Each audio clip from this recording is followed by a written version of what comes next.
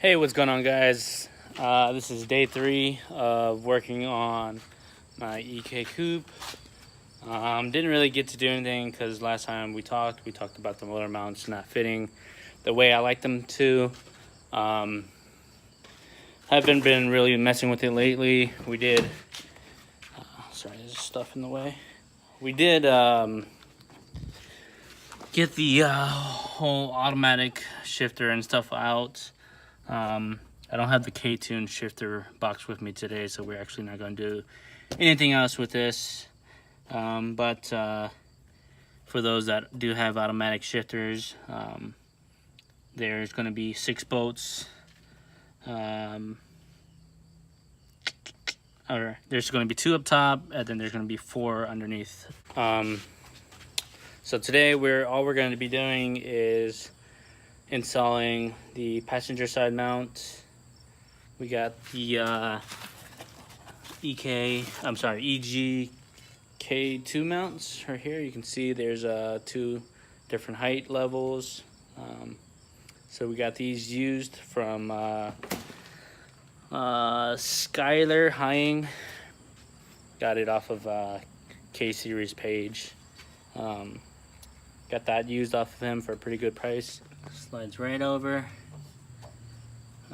Some people said that you have to cut this bottom piece out, but I don't see why I have to. You can see here up top, there's going to be a hole right here where you kind of line it up, mark it up. We're going to have to put 2 bolts underneath, right there.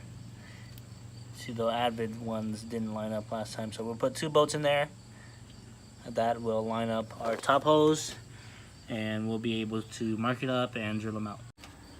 Okay, so we're actually underneath the car right now, and I went ahead and drilled out the little bracket thing that was right here because it wasn't allowing me to move the mount side to side, and I couldn't get this bolt in.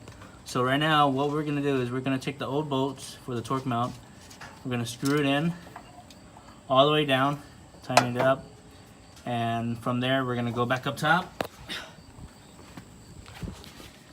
Go back up top and mark these 2 holes once it's tightened down, and then when we mark it up, we're going to drill it out. 2 holes drilled out. It's kind of hard with the core support in the way, and I had a couple runaway drills, but it's alright because we're going to do some body work. Spray, primer, whatever. So these should go all the way down and screw into the factory torque mount bolts.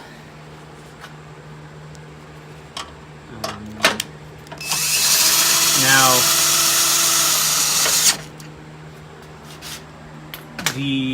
that's all the way down, and you can see here that there's actually still a gap, hence the washers. But just to be safe, this one is actually, I can't focus, cross-threaded a little bit, so I'm gonna chase the threads, and I'm actually gonna make them come up a little bit higher. That way it doesn't stop right here. It actually keeps going all the way down, so it can actually go all the way flush with the frame, just to be safe. Yeah, so we're gonna run to the store, try to find something that fits this screw, and then we'll be back to mount the motor mount on. Okay, so here's how it looks after. Top's bolted in, bolts underneath. Uses the old torque mounts. I know I had an issue with this with the Avid mounts. They don't use the old torque mount bolts, but you can still use them. They sit a little bit closer inside, so on the bottom you have to actually drill holes next to the torque mount bolts, which I didn't like. I didn't want 4 holes on the bottom of my frame. But yeah, it's pretty much it. There it is. That's all for today, guys. We'll be ordering the brake line tuck kits or little fittings and stuff, kind of do our own brake tuck stuff, get that all squared up, and then we'll start prepping the engine bay for paint.